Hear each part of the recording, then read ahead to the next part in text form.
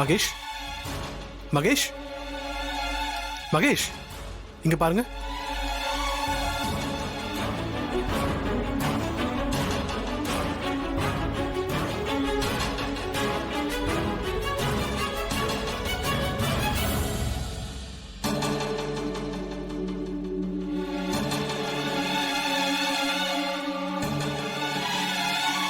Sir கொஞ்ச நேரத்துக்கு முன்னாடி தான் சார் கண்ணு முழிச்சு பார்த்தாரு. அதனால தான் உங்களை கூப்பிட வந்தேன்.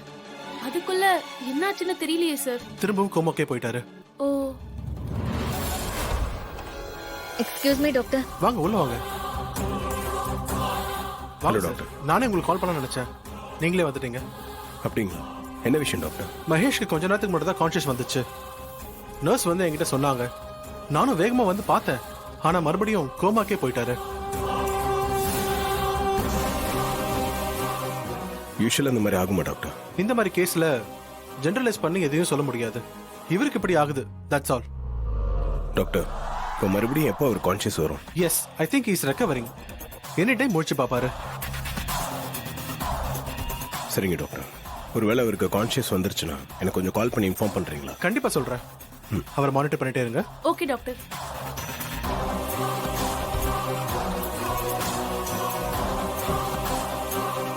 இப்போ என்ன பண்றது? என்ன பண்றது? இவனுக்கு கான்ஷியஸ் வர வரைக்கும் நம்ம வெயிட் பண்ணி தான் ஆகணும். அதான் ஒரே ஆப்ஷன். போலாம்.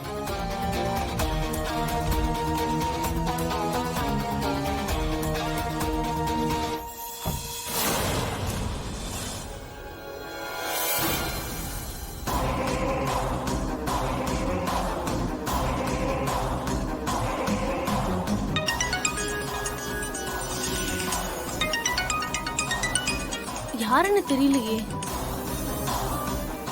சரி பேசி பாப்போம். ஹலோ ஹலோ, கொஞ்ச நேரத்துக்கு முன்னாடி இந்த நம்பர்ல இருந்து மகேஷ்னு ஒருத்தர் கால் பண்ணாரு. ஹாஸ்பிட்டல்ல இருக்கிறதா சொன்னாரு. இது எந்த ஹாஸ்பிட்டல்னு சொல்ல முடியுமா? நீங்க யாரு? என் பேர் மாயா. இத பாருங்க, மரியாதையா இது எந்த ஹாஸ்பிட்டல்னு சொல்லிடுங்க. சொல்லிட்டேன். Hello hello hello. ச்சே, என்ன போன் கட் ஆயிட்டே இருக்கு. என்ன பண்றதுன்னு தெரியலையே.